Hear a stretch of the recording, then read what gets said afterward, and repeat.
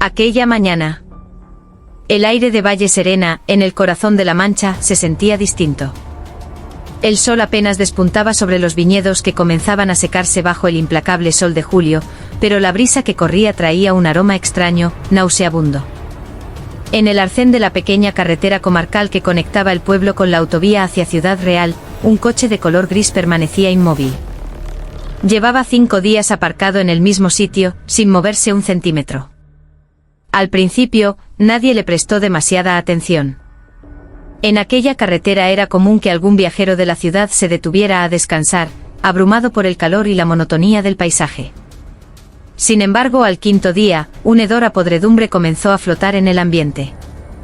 Un olor que se clavaba en la nariz y revolvía el estómago. El alcalde Mateo, un hombre de campo que cada mañana salía temprano hacia sus olivos, fue el primero en sospechar de verdad. Se detuvo frente al coche observándolo largo rato, y luego se cubrió la nariz con la mano. «Esto no es un olor normal», musitó. Llamó a 2 vecinos que pasaban por allí para que miraran con él. Cuanto más se acercaban, más nítido era el hedor que oprimía el pecho.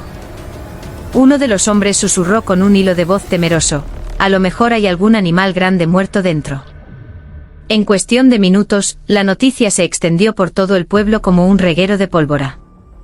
La gente empezó a congregarse, movida por una mezcla de curiosidad y aprensión. El coche estaba cubierto de polvo, pero las puertas y las ventanillas estaban cerradas a cal y canto. La matrícula indicaba que el vehículo no era de la provincia, nadie se atrevía a tocarlo. La señora Carmen, una anciana conocida en el pueblo por su bondad, se mantenía a cierta distancia, observando la escena con una profunda preocupación. Solo acertó a decir en voz baja: «Dios quiera que no sea nada malo». Cuando llegaron los 2 agentes de la Guardia Civil del puesto cercano, el ambiente se cargó de tensión. Colocaron una simple cinta para acordonar la zona y pidieron a los vecinos que se apartaran.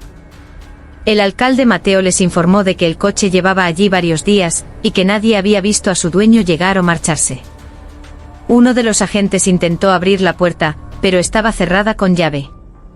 A través de una pequeña rendija en la ventanilla trasera, una bocanada de aire caliente y fétido se escapó con fuerza.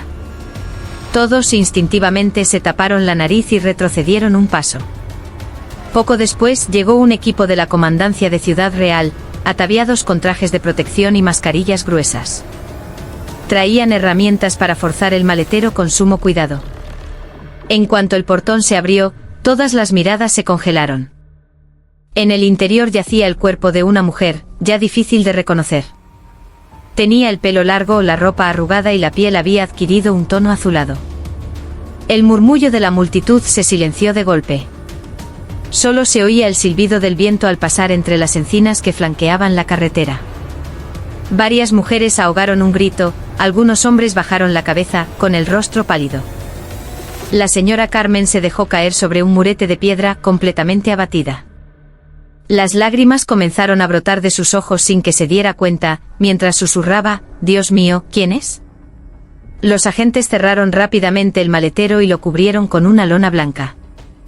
Trabajaron con meticulosidad, tomando fotografías, anotando cada detalle y asegurando la escena del crimen. Una vez terminado el trabajo preliminar, una grúa se llevó el coche a la ciudad para un examen más exhaustivo. Pero durante todo el día, la historia del cadáver en el coche se convirtió en el único tema de conversación en Valle Serena. En la taberna del pueblo, en los campos, en los patios de las casas, todos hablaban de lo mismo. ¿Quién era aquella mujer y por qué había muerto de una forma tan terrible? Esa noche el ambiente en Valle Serena se volvió opresivo, casi fantasmal. Se prohibió a los niños salir a jugar y las puertas de las casas se cerraron con llave antes de lo habitual. La señora Carmen, cuya casa no estaba lejos de la carretera, no pudo pegar ojo. Se sentó en el porche mirando el cielo oscuro, y recordó a una mujer que había visto varias veces por el pueblo, conduciendo ese mismo coche. Una mujer elegante de rostro sereno, a la que le gustaba saludar a los vecinos y que a veces compraba melones en el pequeño puesto junto a la carretera. «No puede ser», murmuró, pero no terminó la frase. Se quedó con la mirada perdida, el corazón encogido entre el miedo y la compasión. A la mañana siguiente las radios locales comenzaron a informar del hallazgo. Se decía que la víctima era una mujer de mediana edad, bien vestida, y que probablemente no era de la zona. El estupor en el pueblo fue aún mayor. Sentían que aquel suceso era demasiado grande para su pequeña y pacífica aldea. El alcalde Mateo fue llamado a declarar, mientras la Guardia Civil comenzaba a peinar cada palmo de la carretera en busca de huellas de neumáticos, pisadas o cualquier objeto abandonado. En medio del ajetreo de la investigación, la señora Carmen estaba sentada en la penumbra de su cocina. Recordó su último encuentro con aquella mujer, hacía unas pocas semanas. Aquel día, la mujer se había detenido a comprar fruta y le había preguntado cómo llegar a un terreno baldío en las afueras del pueblo. Me llamo Isabel Moreno, se había presentado con una sonrisa amable. Dijo que trabajaba en el sector inmobiliario y que estaba buscando un lugar para un proyecto social. Incluso le había contado que quería construir una pequeña residencia para niños sin hogar. Quiero que ese lugar sea una fuente de bondad, había dicho entonces. La señora Carmen cerró los ojos con fuerza. Ese recuerdo ahora se sentía como una pesadilla. La mujer bondadosa que quería ayudar a los demás había sido encontrada sin vida en ese mismo lugar. Sintió una opresión insoportable en el pecho. Afuera el sol comenzaba a descender hacia el oeste. Las sombras de los árboles se alargaban sobre la tierra seca, como si también estuvieran de luto. Nadie sabía que detrás de la muerte de Isabel Moreno se escondía una larga historia de confianza, traición y una soledad que nunca se había mostrado al mundo. Aquel día todos los habitantes de Valle Serena comprendieron que tras el silencio de su pueblo, acababa de comenzar una gran tragedia. A la mañana siguiente una fina neblina todavía cubría los campos en las afueras de Valle Serena cuando dos coches de la Guardia Civil se detuvieron frente al pequeño ayuntamiento. El silencio solo era roto por el canto de los gallos y el sonido de las botas de los agentes, que llevaban consigo carpetas y cámaras fotográficas. Venían de la comandancia de Ciudad Real para iniciar oficialmente la investigación. Los vecinos más curiosos observaban la escena desde lejos en silencio. La señora Carmen, de pie tras la cancela de su jardín, los miraba con los ojos enrojecidos por no haber dormido. Aún tenía grabada en la mente la imagen de aquella mujer de pelo largo que una vez se había acercado a ella con una sonrisa afable. En el pequeño despacho del alcalde, Mateo estaba sentado frente a los agentes con el rostro tenso. Les explicó de nuevo todo lo que había visto desde el primer día que apareció el coche. Un agente tomaba notas meticulosamente y luego preguntó: ¿algún vecino vio al propietario del vehículo? El alcalde negó con la cabeza lentamente. Solo la señora Carmen, que dice que hace unas semanas vino una mujer preguntando por un terreno baldío. Parecía educada y hablaba con suavidad. En ese momento, nadie podía imaginar que aquella visita sería la última. A mediodía, el coche fue trasladado a las dependencias policiales en Ciudad Real. El equipo forense examinó cada centímetro. No había signos de colisión en el exterior, solo una fina capa de polvo y la marca de unos dedos en la manilla de la puerta. Al inspeccionar el interior, encontraron un pequeño monedero roto bajo el asiento del copiloto y una hoja de papel con anotaciones breves sobre la ubicación de un terreno en Valle Serena. En el maletero junto al cuerpo hallaron varios objetos personales, incluido un reloj de pulsera cuyas agujas se habían detenido. Todas las pertenencias fueron recogidas con cuidado para un análisis más profundo. Al caer la tarde llegó una noticia impactante. Según el número de bastidor, el coche pertenecía a una empresaria llamada Isabel Moreno, con domicilio en Toledo. La policía contactó de inmediato con su familia para confirmar la identidad. Poco después, un hombre de mediana edad se presentó en la comandancia con el rostro desencajado por la ansiedad. Era Miguel Vargas, el marido de Isabel. En sus manos, sostenía una vieja fotografía de su esposa sonriendo frente a la puerta de su casa. Cuando un agente le mostró una imagen del reloj encontrado en el coche, las lágrimas brotaron de sus ojos. «Es el reloj que le regalé por nuestro aniversario de bodas», dijo con la voz quebrada. Miguel relató que su esposa había salido de casa el sábado, 2 de diciembre, en dirección a la provincia de Ciudad Real, para ver un terreno que planeaba destinar a un proyecto benéfico. Le había llamado a las 5 de la tarde diciendo que quizás volvería tarde. Después de eso su teléfono dejó de dar señal. La familia pensó que estaría ocupada con el trabajo. Nadie sospechó que aquel sería el último día de su vida. La noticia sobre la identidad de la víctima se propagó rápidamente. Los habitantes de Valle Serena, al oír el nombre, se sintieron consternados y profundamente apenados. La señora Carmen se llevó la mano a la boca para contener un sollozo. Nunca habría imaginado que aquella mujer de buen corazón que quería construir un hogar para huérfanos acabaría siendo la víctima de un crimen tan atroz. Esa noche encendió una pequeña vela en el porche de su casa y rezó para que el alma de Isabel encontrara la paz. En el cielo, la luna, medio oculta por las nubes, parecía sumarse al duelo. En Toledo, la casa de la familia de Isabel se sumió en un profundo luto. Leo, su único hijo que estudiaba en la Universidad de Madrid, regresó con el rostro pálido. No podía asimilar que su madre, siempre tan alegre y llena de vida, se hubiera ido para siempre. En el salón, lleno de familiares y amigos que acudían a dar el pésame, Miguel estaba sentado, absorto, mirando una fotografía de su esposa. Susurró en voz baja: era una mujer fuerte, pero confiaba demasiado en la gente. Aquellas palabras hicieron que varios de los presentes guardaran silencio. Parecía haber algo más, un significado oculto tras esa frase. Mientras tanto, en la comandancia, los resultados preliminares de la autopsia indicaban que Isabel había muerto por asfixia, probablemente estrangulada. No se encontraron otros signos de violencia en su cuerpo. Por el estado del cadáver, se estimó que llevaba muerta unos 5 días antes de ser encontrada. Los investigadores comenzaron a rastrear a la última persona que la había visto con vida. Del teléfono móvil de Isabel, recuperado en su domicilio, un forense informático logró restaurar parte del historial de llamadas.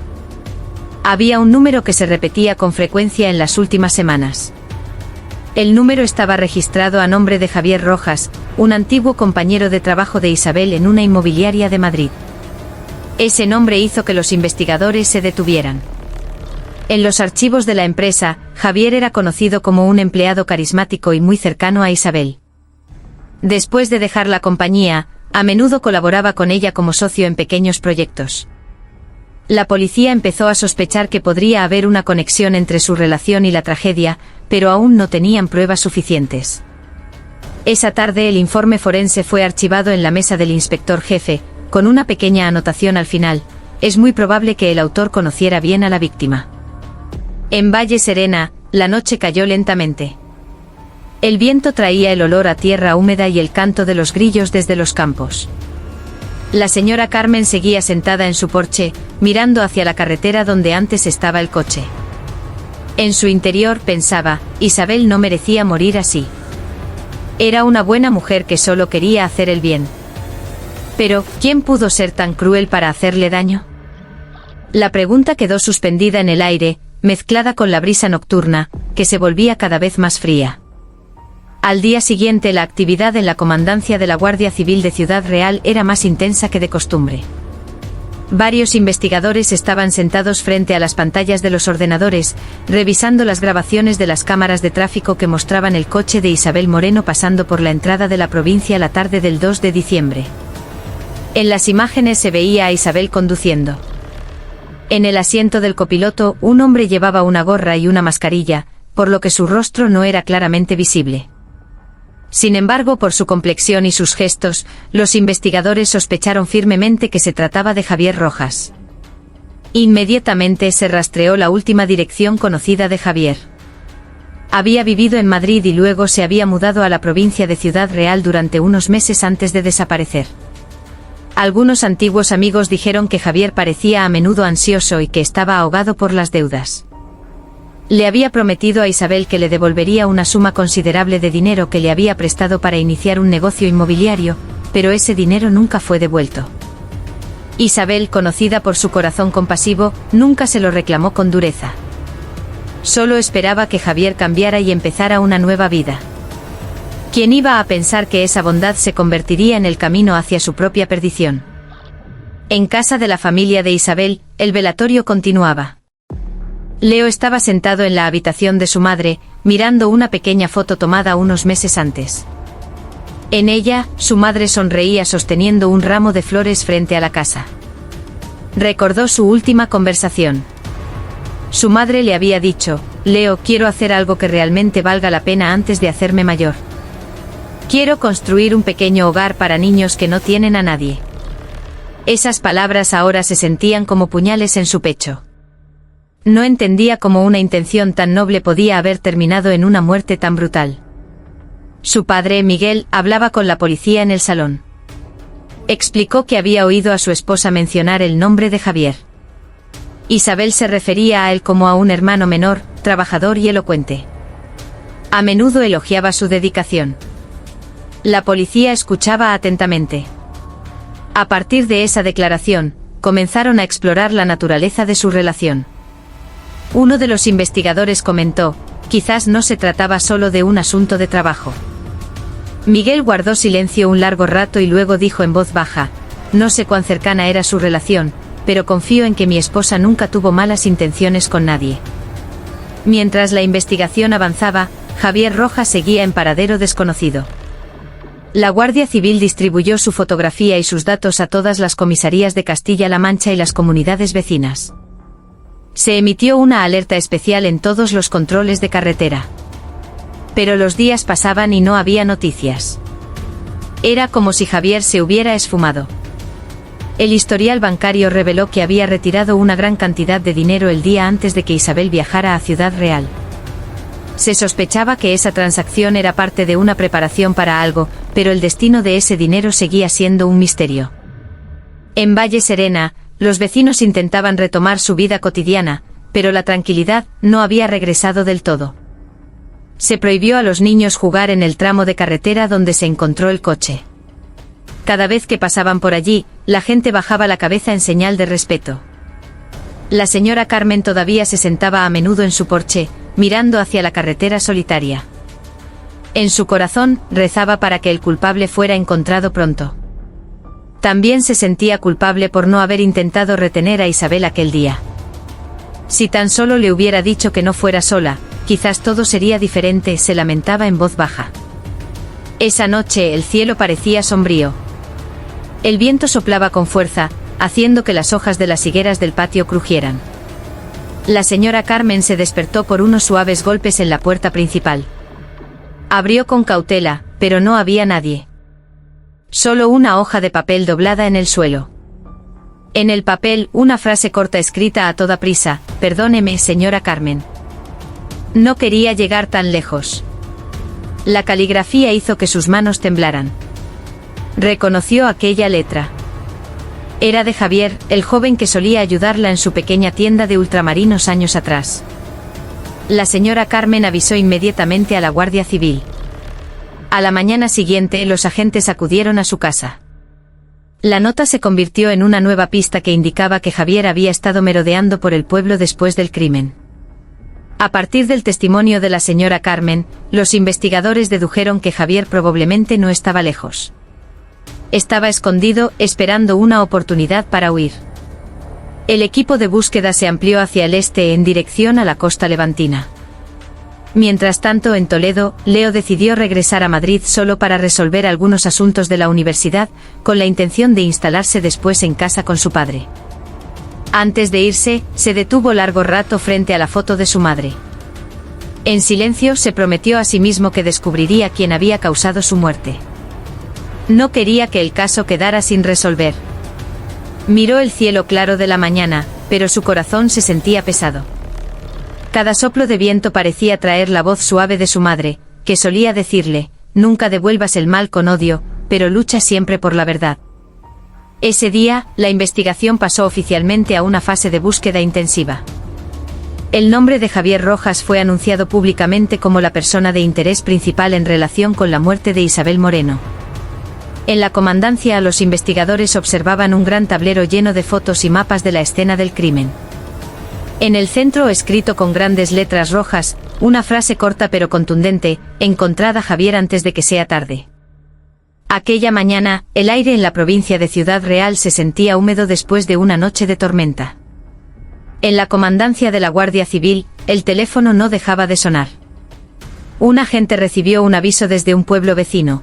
Un hombre desconocido había alquilado una habitación en una casa particular hacía 3 días. Apenas salía, solo para comprar comida por la noche, y siempre se cubría el rostro con una gorra. La descripción coincidía con la de Javier Rojas. Un equipo de investigadores se dirigió de inmediato al lugar. La casa estaba en las afueras de un pueblo cercano a la autovía A4, una ruta principal hacia el sur y el este. Era una vivienda humilde, de paredes encaladas. Cuando el equipo llegó, el dueño, un hombre llamado Manuel, parecía nervioso. Dijo que el inquilino se había presentado como un comercial de Madrid. Pagó una semana por adelantado y no mostró ningún documento de identidad. Por las noches, lo oía hablar por teléfono en un tono airado, como si estuviera reclamando dinero. Los agentes registraron la habitación. Solo encontraron una pequeña bolsa de viaje, algo de ropa y un trozo de papel con un mapa improvisado que señalaba hacia la costa de Alicante. Sobre la mesa había un sobre vacío con el remite de Toledo. El capitán al mando de la investigación estaba convencido de que Javier planeaba huir hacia la costa para intentar cruzar a otro país o desaparecer entre la multitud de turistas. Ordenó que todos los puestos a lo largo de la autovía del Mediterráneo intensificaran la vigilancia. En el fondo, los agentes se preguntaban cómo alguien que en su día fue conocido por su amabilidad podía haberse convertido en un fugitivo peligroso. Quizás fuera por el dinero, o por la codicia que crece silenciosamente en el corazón humano. Mientras tanto, en casa de la señora Carmen en Valle Serena, la vida transcurría lentamente. Todavía sentía miedo después de encontrar la nota de Javier, pero detrás de ese miedo, surgía una extraña compasión. Recordaba cuando Javier había llegado al pueblo por primera vez años atrás. Era un joven educado que ayudaba a los ancianos en el mercado. Fue Isabel Moreno quien se lo presentó a los vecinos. En aquel entonces Isabel había dicho: «Señora Carmen, por favor, ayude a este chico. Está aprendiendo a trabajar duro». ¿Quién iba a pensar que ese pequeño vínculo terminaría en tragedia? Esa tarde, dos agentes fueron a ver a la señora Carmen. Le pidieron que contara todo lo que sabía sobre la relación entre Javier e Isabel. Con la voz temblorosa, la anciana relató que los había visto a ambos sentados en la terraza de un bar en la carretera principal hacía aproximadamente un mes. Isabel parecía feliz y reía mucho, mientras que Javier se mostraba algo inquieto. En ese momento, la señora Carmen había bromeado diciéndoles que hacían un buen equipo porque ambos eran muy amables. Pero Javier solo había esbozado una sonrisa forzada antes de bajar la mirada. Los agentes lo anotaron todo cuidadosamente, pues aquello revelaba un nuevo patrón. Ese último encuentro había ocurrido poco antes de la muerte de Isabel. La noche se acercaba y el cielo volvía a nublarse. En un pequeño hostal cerca de la costa de Denia, un hombre con gorra estaba sentado en un rincón de su habitación. Miraba el dinero esparcido sobre la mesa con los ojos vacíos. A su alrededor, solo se oía el sonido de las olas y el zumbido de los mosquitos. El hombre era Javier Rojas. Su rostro estaba pálido, su pelo revuelto y su mano derecha temblaba cada vez que tocaba la cartera. Era consciente de que lo que había hecho no podía borrarse. El miedo y el remordimiento se habían fundido en un solo sentimiento. Intentó calmarse diciéndole a su reflejo en el espejo: «No quería matarla. Solo quería salir de mis deudas». Pero su conciencia no le dejaba en paz. Sabía que su crimen había cruzado todos los límites. A la mañana siguiente, Javier abandonó el hostal antes del amanecer. Caminó a paso rápido hacia una antigua estación de autobuses en las afueras. Una cámara de vigilancia de una tienda cercana captó su silueta. La policía, al revisar la grabación, confirmó su identidad de inmediato. Un equipo se movilizó hacia la zona costera y los puertos pesqueros del norte de Alicante. Durante el trayecto, la lluvia volvió a caer, dejando una densa niebla a lo largo de la carretera, como si la propia naturaleza estuviera tratando de ocultar las huellas del fugitivo. En la casa familiar de Toledo, Leo encendió la televisión. El rostro de su madre apareció en las noticias junto a un titular en grandes letras: «El caso del asesinato de Isabel Moreno entra en la fase de búsqueda del autor principal». Cerró los ojos, sintiendo un peso inmenso en el pecho. Ya no lloraba, solo rezaba para que el culpable fuera capturado pronto y su madre obtuviera justicia. A su lado, Miguel estaba sentado en silencio, mirando la pantalla sin decir nada. La sensación de pérdida se había transformado en un silencio largo y profundo. Esa noche en Valle Serena, llovía a cántaros. El sonido de los truenos partía el cielo. La señora Carmen, de pie junto a la ventana, rezaba. Recordaba el rostro de Isabel Moreno y sus palabras de hacía una semana sobre que la bondad no debía posponerse. Ahora, esa bondad era solo un recuerdo. Pero en su corazón albergaba la certeza de que la verdad saldría a la luz. Porque por muy oscura que fuera la noche, el amanecer siempre llegaba, trayendo consigo la luz. En otro lugar, Javier caminaba por una carretera mojada a paso ligero. Miró el mar a lo lejos y respiró hondo. Se susurró a sí mismo, quizás este sea el final de todo. Pero el destino ya lo estaba esperando. En poco tiempo sus huellas ya no podrían ocultarse más. Aquella mañana, el sol aún no había salido del todo cuando el sonido de los vehículos de la Guardia Civil resonó a lo largo de la costa alicantina. Por la radio de comunicación se escuchó una orden breve y contundente: todos los puestos de control debían prestar atención a cualquier individuo sospechoso. Se había confirmado que Javier Rojas había huido hacia la costa. Se sospechaba que se hacía pasar por pescador para esconderse entre las pequeñas embarcaciones atracadas en el puerto de Denia. El viento marino soplaba, trayendo consigo el olor a sal. Pequeñas olas rompían contra las rocas del espigón. Entre los pescadores que reparaban sus redes, se veía a un joven de rostro cansado. Una gorra raída le cubría los ojos mientras sostenía el cabo de una barca. Nadie sabía que aquel hombre era el fugitivo más buscado de la región. Se había presentado como Dani, un trabajador de Madrid que buscaba un lugar donde quedarse temporalmente. La gente del muelle lo aceptó sin hacer muchas preguntas. En la costa, la gente va y viene todos los días. Mientras tanto, en el puesto principal de la Guardia Civil cerca del puerto, dos investigadores revisaban un informe de un ciudadano. El dueño de un bar del puerto dijo que un forastero solía venir a comprar tabaco y algo de comer. Siempre llegaba de noche y llevaba una pequeña mochila. La policía tomó nota de la información y decidió dividir el equipo en dos. Un grupo rastrearía la línea de costa, mientras que el otro vigilaría las carreteras de salida en dirección a Valencia. Hacia el mediodía, el tiempo empezó a mejorar. El capitán que dirigía la operación, de pie en el arcén, contemplaba el mar que se extendía ante él. Sabía que la persecución no sería fácil. Javier podría estar escondido en cualquier pueblo pesquero o haber subido a un barco con destino a las Baleares. Pero confiaba en que no existe la huida perfecta. Tarde o temprano, cada pecado deja un rastro. En otro lugar, Javier estaba sentado en una pequeña caseta de madera detrás de un barco. Abrió la cartera y contó el dinero que le quedaba. La imagen de Isabel Moreno acudió a su mente. Recordó la sonrisa amable de la mujer cuando lo ayudó por primera vez.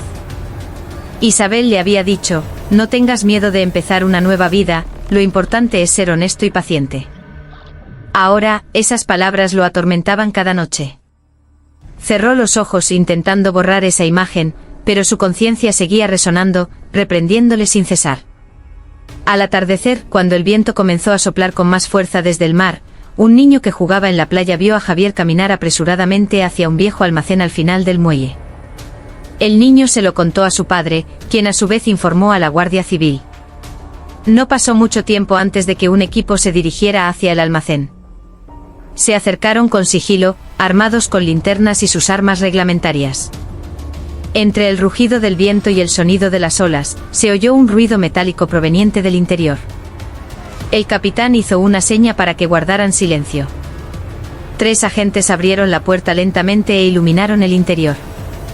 En un rincón oscuro, se distinguía la figura de un hombre de pie, temblando. Javier se cubrió el rostro con las manos y gritó: «No disparen. Me rindo». La policía se acercó rápidamente y le puso las esposas. Su cuerpo se aflojó como si hubiera perdido toda su fuerza. En el suelo del almacén encontraron una bolsa con dinero, un reloj de mujer y una foto arrugada de Isabel Moreno. Cuando lo sacaron, Javier mantuvo la cabeza gacha. Los vecinos que se habían congregado alrededor del muelle solo pudieron guardar silencio. Algunos susurraban que aquel hombre solía ser una buena persona, pero nadie sabía que detrás de la bondad a menudo se esconde una oscuridad invisible.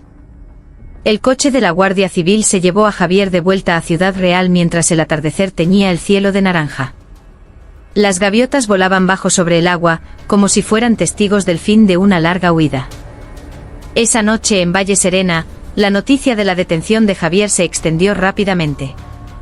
La señora Carmen escuchó la noticia en la pequeña radio de su cocina. Dejó de remover el café. Las lágrimas cayeron lentamente por sus mejillas.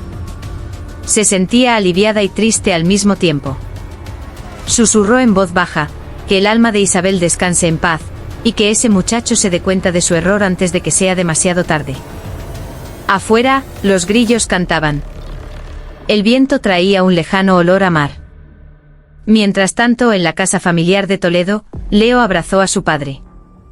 Ninguno de los dos dijo nada, solo se miraron con los ojos húmedos.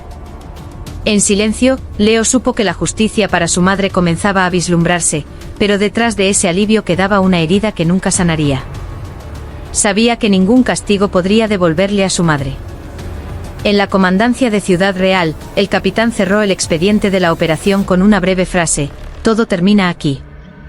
Sin embargo, en el fondo de su corazón, sabía que esta historia no había terminado realmente.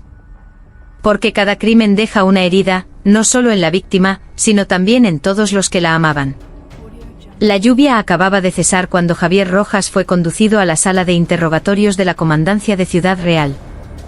El aire en la habitación era húmedo y olía a papel viejo. Sobre la mesa había un vaso de agua. Una tenue luz amarilla colgaba del techo. Dos investigadores se sentaron frente a Javier, observándolo en silencio. Él mantenía la cabeza gacha, el rostro pálido, el pelo revuelto.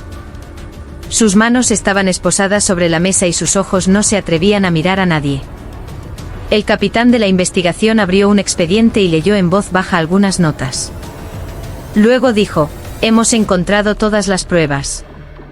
También las imágenes de las cámaras de tráfico. Ya no tiene sentido que te escondas. Cuéntanos qué pasó realmente. Su voz era tranquila pero firme. Javier permaneció en silencio durante un largo rato. Sus labios se movieron lentamente como si buscara las palabras. Finalmente susurró: no quería matarla. Solo necesitaba el dinero. El otro investigador lo miró fijamente. Javier comenzó a hablar. Conoció a Isabel Moreno cuando trabajaba en una inmobiliaria en Madrid. En aquel entonces Isabel ya era su jefa. Era conocida por ser amable y por ayudar a los empleados más jóvenes. Cuando Javier se vio ahogado por las deudas de juego, Isabel le dio un préstamo para que pudiera empezar un pequeño negocio. Desde entonces, su relación se había estrechado. Isabel lo trataba como a un hermano pequeño. A veces lo llevaba con ella fuera de la ciudad para ver proyectos inmobiliarios. Sin embargo, detrás de esa cercanía, Javier ocultaba algo. No usó el dinero del préstamo para el negocio, sino para pagar más deudas de juego. Cuando surgieron nuevas deudas, volvió a pedirle ayuda. Isabel se negó varias veces con delicadeza, diciéndole que debía aprender a ser responsable. Esa negativa hizo que Javier se sintiera avergonzado y enfadado consigo mismo. Pero la vergüenza se transformó en envidia. Sentía que la vida de Isabel era demasiado fácil, mientras que él seguía hundiéndose. Día tras día, sus pensamientos se vieron consumidos por los celos y la codicia. Empezó a planear algo. Cuando Isabel le dijo que iría a la provincia de Ciudad Real para ver un terreno para un proyecto social, Javier se ofreció a acompañarla. Le dijo: hay un posible comprador que quiere reunirse allí. Isabel le creyó sin sospechar nada. La tarde del 2 de diciembre partieron juntos en el coche de Isabel. Según su confesión, durante el viaje intentó mantener la calma. Se detuvieron a comprar agua en una pequeña tienda cerca de la carretera. Después Isabel puso música suave y habló de sus planes para ayudar a los niños huérfanos. Javier permaneció en silencio. En su interior, una batalla se libraba entre el miedo y el deseo de apoderarse del dinero que Isabel llevaba. Sabía que en el bolso de Isabel había efectivo para el pago del terreno. Cuando el coche se detuvo en una zona aislada cerca de Valle Serena, fingió que quería inspeccionar el lugar. En el momento en que Isabel abrió la puerta, Javier sacó una cuerda que había preparado del bolsillo de su chaqueta y la estranguló por la espalda. La voz de Javier se debilitó al relatar esta parte. La sala quedó en silencio, solo se oía el tic-tac del reloj en la pared. Bajó la cabeza, y sus lágrimas cayeron sobre la mesa. Dijo, entré en pánico. No sabía lo que estaba haciendo. Cuando Isabel cayó intenté despertarla, pero ya era demasiado tarde. Me asusté y entonces escondí su cuerpo en el maletero. Cogí el dinero y sus pertenencias y dejé el coche en el arcén. Después me escondí donde pude. Los investigadores tomaron nota de cada palabra sin mirarlo. Uno de ellos dijo, ¿sabes una cosa? Esa mujer ayudaba a mucha gente. Incluso antes de morir, estaba planeando construir un hogar para huérfanos. Javier se mordió el labio. No respondió. Sus ojos estaban vacíos, como los de alguien que ha perdido el rumbo. En su interior sabía que todo había terminado, que no había vuelta atrás. Esa tarde se firmó la confesión oficial. Javier fue trasladado a una celda de detención provisional. El cielo exterior era gris. La lluvia volvió a caer, golpeando el techo de zinc. Se sentó en un rincón de la celda, mirando la pared fría. En su cabeza, la imagen del rostro sonriente de Isabel daba vueltas. Cada vez que cerraba los ojos, esa sonrisa aparecía de nuevo. Pero esta vez no era una sonrisa amable, sino una mirada que preguntaba, ¿por qué, Javi? ¿Por qué? En su casa de Toledo, Leo se enteró de que el autor había confesado. Solo pudo bajar la cabeza. Miguel miraba por la ventana con los ojos vacíos. No había ira, solo una tristeza profunda y prolongada. En Valle Serena, la señora Carmen escuchó la noticia en la radio. Miró la pequeña lámpara del salón y rezó. En su oración dijo, que el alma de Isabel sea perdonada, y que el corazón de ese joven encuentre el camino hacia un arrepentimiento verdadero. Esa noche el aire en Ciudad Real se sentía pesado. No había estrellas en el cielo, pero detrás de la oscuridad de la noche, quizás Dios estaba escribiendo un nuevo destino para todos los implicados en esta historia. Aquel día, el cielo sobre Ciudad Real era de un color plomizo. El aire de la mañana se sentía frío cuando el furgón de la Guardia Civil se detuvo en el patio del juzgado. Varios agentes custodiaban la puerta con rostros serios. Dentro, Javier estaba sentado en silencio con las manos esposadas. Estaba pálido con la mirada perdida. Desde su detención, apenas había hablado. A menudo, no tocaba la comida que le daban. Cada noche le costaba dormir, atormentado por pesadillas recurrentes. Hoy se enfrentaría a la vista preliminar ante el juez y la familia de la víctima. El eco de las botas de los agentes resonaba en el largo pasillo que conducía a la sala. Fuera del edificio, varios periodistas esperaban con sus cámaras. La noticia del caso había conmocionado a toda la región. Todos querían ver el rostro del hombre que había sido capaz de asesinar a la mujer conocida por su generosidad. Dentro de la sala del tribunal, el ambiente era solemne. Los bancos de madera estaban dispuestos en hileras ordenadas. En la primera fila estaban sentados Miguel y Leo. Ambos vestían de luto. Sus rostros eran firmes, pero sus ojos estaban enrojecidos, conteniendo a duras penas la emoción. Cuando Javier entró con la cabeza gacha, el sonido de las cadenas de los grilletes se oyó con claridad. Leo lo miró fijamente sin decir nada. Solo un leve temblor en la comisura de sus labios delataba la tensión que sentía. El fiscal abrió el expediente y comenzó a leer los resultados de la investigación. Cada frase caía como una losa. Se declaró que Javier Rojas había confesado su culpabilidad en el asesinato de Isabel Moreno en la zona de Valle Serena, el robo de su dinero y el abandono del cadáver en el coche. El fiscal hizo una pausa, miró a Javier, que seguía con la cabeza baja, y preguntó, ¿es cierta esa confesión?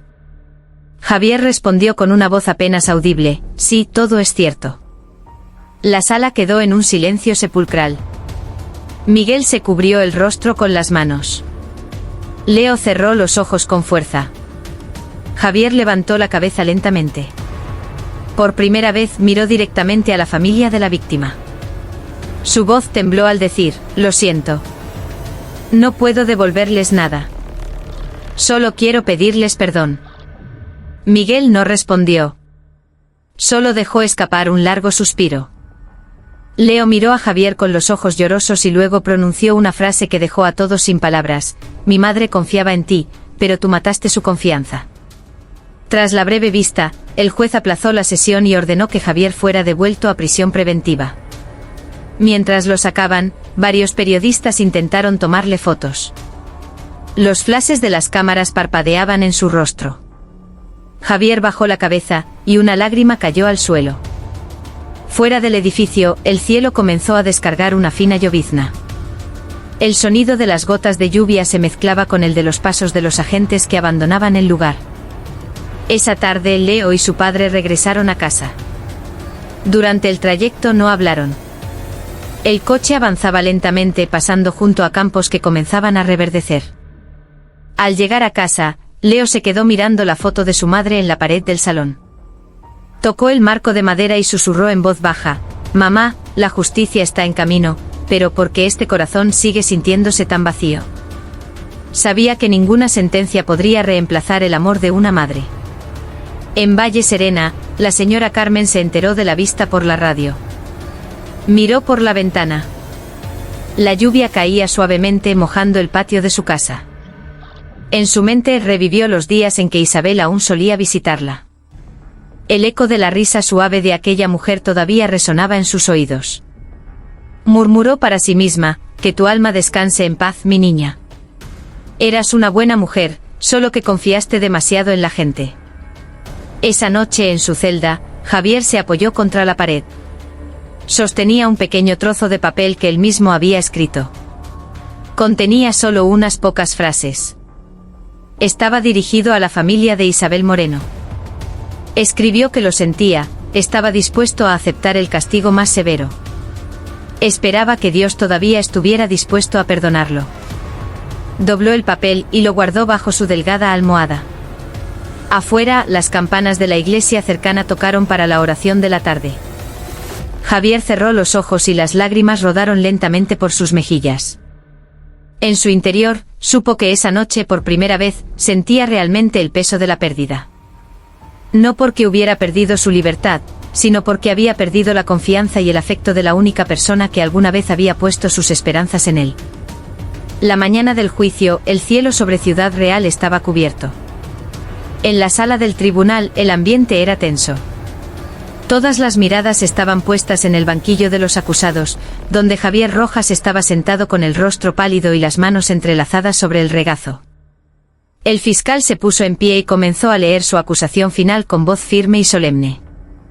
Afirmó que el acusado, Javier Rojas, había sido declarado culpable de 2 delitos graves: asesinato con premeditación y robo con violencia con resultado de muerte. En su alegato, el fiscal solicitó la pena máxima prevista por la ley. Hizo una pausa, miró a Javier, y luego añadió con un tono más suave: la mujer a la que mataste era la persona que había depositado sus esperanzas en ti. Creía que podías cambiar, pero tú le pagaste con la muerte. Tu crimen no solo arrebató una vida, sino que también destrozó la confianza, que es el fundamento de la humanidad. Esas palabras hicieron que la sala pareciera quedarse sin aire. El juez concedió a Javier la última palabra. Se levantó con el cuerpo temblando. Su voz era apenas un susurro cuando dijo: no puedo justificar lo que hice. Soy consciente de que todo esto fue por mi codicia y mi estupidez. Me arrepiento cada día, pero sé que mi arrepentimiento no puede devolverle la vida a la señora Isabel. No pido clemencia. Solo espero que su familia pueda encontrar la paz. Después de eso volvió a sentarse con los ojos húmedos, pero sin derramar una sola lágrima. El juez cerró el expediente y comenzó a leer la sentencia. Su voz era firme, sus palabras claras. Basándose en pruebas irrefutables y en la propia confesión del acusado, este tribunal declara al acusado Javier Rojas culpable y lo condena a prisión permanente revisable. El mazo golpeó la mesa, su sonido resonando en toda la sala. Algunos de los presentes soltaron un suspiro de alivio. Miguel bajó la cabeza, cubriéndose el rostro con las manos. Leo cerró los ojos. Su pecho subía y bajaba, conteniendo una mezcla de alivio y dolor. Sabía que ningún castigo podría compensar la pérdida de su madre, pero al menos se había hecho justicia. La señora Carmen, sentada en la última fila, rezaba en silencio. Javier permaneció inmóvil. No mostró ninguna reacción. Solo sus ojos miraban al frente vacíos, como si su mente estuviera vagando por el pasado, por los días en que su vida todavía era sencilla, cuando Isabel Moreno todavía le sonreía sin saber que un día él sería la causa de que esa sonrisa se apagara para siempre. Cuando terminó la sesión, los agentes se llevaron a Javier. Los periodistas dispararon sus cámaras, pero no obtuvieron respuesta de sus labios. Solo el sonido de sus pasos se escuchaba en el pasillo. Afuera, la lluvia comenzó a caer, mojando lentamente el patio del juzgado. Javier se detuvo un instante bajo el dintel, mirando el cielo gris. Susurró como si hablara consigo mismo: cargaré con esto hasta que Dios me llame. Mientras tanto, Leo salió con su padre. En su mano apretaba la pequeña foto de su madre que había llevado a cada sesión del juicio. La miró y luego la abrazó contra su pecho. Susurró: mamá, se ha hecho justicia. Ahora, descansa en paz. Miguel le puso una mano en el hombro. Ambos caminaron lentamente hacia su coche, dejando atrás el juzgado que la lluvia empezaba a empapar. Esa tarde en Valle Serena, la señora Carmen estaba sentada en su porche. El viento traía el olor a tierra mojada. El sonido de la lluvia cayendo sobre el tejado era suave y constante. Miró a lo lejos, hacia la carretera donde una vez se encontró el coche. Ahora, la hierba verde crecía allí, cubriendo las viejas marcas de los neumáticos. Se dijo a sí misma en voz baja: la vida siempre nos da lecciones. A veces una confianza equivocada puede traer la desgracia, pero sin confianza, la vida también pierde su sentido. Esa noche Leo encendió una vela frente a la foto de su madre. La pequeña llama temblaba, su luz reflejándose en su rostro sereno. Ya no lloraba. En su corazón solo había una oración para que el alma de su madre estuviera en paz. Y para que nunca más nadie cambiara el amor y la bondad por dinero y mentiras. Han pasado 10 años desde que Arif recibió la carta de la cárcel. El tiempo ha fluido como un viento suave, llevándose las cenizas del pasado. Arif, ahora con 34 años, es un joven profesor en una universidad de Madrid. Es conocido por su paciencia y su hablar sosegado, por mirar siempre a los demás con ojos que transmiten calma. Muchos de sus alumnos lo respetan, pero pocos saben que detrás de esa serenidad se esconde una larga historia de pérdida y perdón. En su sencillo despacho, Arif está sentado frente a un escritorio de madera ya algo desgastado. Sobre la mesa hay una foto de su madre, con los colores ya desvaídos por el tiempo.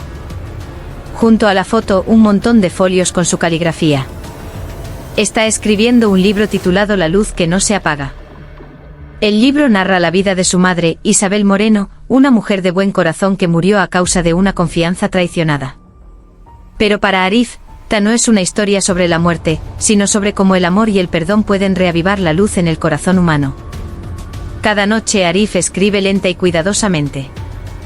No escribe con rabia, sino con amor. Quiere que el mundo conozca a su madre no como una víctima, sino como una fuente de fortaleza. En una de las páginas, escribe una frase en la que cree firmemente: la pérdida no es el final, sino el principio para comprender el verdadero significado del amor. Cuando termina el libro, Arif envía un ejemplar a la prisión donde Javier estaba recluido. No sabe si Javier sigue vivo, pero quiere que el libro le llegue. Unos meses después, recibe una carta del centro penitenciario. La carta informa de que Javier ha fallecido a causa de una enfermedad. En su celda encontraron el libro de Arif, abierto en la última página. Sobre la página había marcas secas de lágrimas. En esa página estaba escrita la frase: el perdón es el puente entre el culpable y el herido. Arif lee la carta durante un largo rato. No hay lágrimas en sus ojos, solo una sensación de paz que no puede explicar con palabras. Mira el cielo anaranjado del atardecer y susurra en voz baja: mamá, por fin todo ha terminado. Cree que su madre y Javier ahora han encontrado la paz en un lugar más sereno que este mundo. La luz que no se apaga se publica y recibe una cálida acogida. Mucha gente le escribe a Arif, diciendo que la historia les ha dado el valor para perdonar y enmendar sus vidas. Algunos profesores incluso utilizan el libro como material didáctico para inculcar valores humanos en las escuelas. Arif no busca la fama. Solo quiere que la historia de su madre sea una luz para cualquiera que se haya perdido en la oscuridad del corazón. Una tarde Arif es invitado a hablar en un seminario sobre la paz interior. De pie en un pequeño escenario con una sencilla camisa blanca, su voz es tranquila cuando dice: a veces Dios permite las heridas para que los seres humanos aprendamos sobre el amor. No dejemos que el odio se convierta en una nueva prisión después de la pérdida. Solo perdonando puede el corazón ser libre. La sala queda en silencio, varias personas bajan la cabeza con los ojos húmedos. Al finalizar el acto, una mujer de mediana edad se le acerca. Le dice en voz baja: joven, perdí a mi hijo por culpa de otra persona, pero después de escuchar tu historia, mi corazón está más tranquilo. Gracias por escribir ese libro. Arif la mira y responde con dulzura: gracias a usted por creer en la bondad, señora. Sabe que cada palabra que ha escrito ha cumplido su propósito: sanar un corazón herido. Esa noche Arif regresa a casa. Se sienta en el porche contemplando el cielo de Madrid que comienza a oscurecer. El viento nocturno trae el aroma de los jazmines. Mira la foto de su madre y susurra: mamá, tu bondad nunca se ha perdido. Vive en cada corazón que aprende a amar y a perdonar. En Valle Serena, la señora Carmen, ya muy anciana, lee el libro con sus gruesas gafas. Sus manos tiemblan al tocar la última página. Sonríe levemente y se dice a sí misma: Isabel debe de estar feliz. Su hijo se ha convertido en un buen hombre. Cierra el libro lentamente y mira el mismo cielo nocturno. Las estrellas brillan suavemente. Es como si dos almas sonrieran desde la distancia, felices porque una historia que una vez estuvo llena de lágrimas se ha transformado.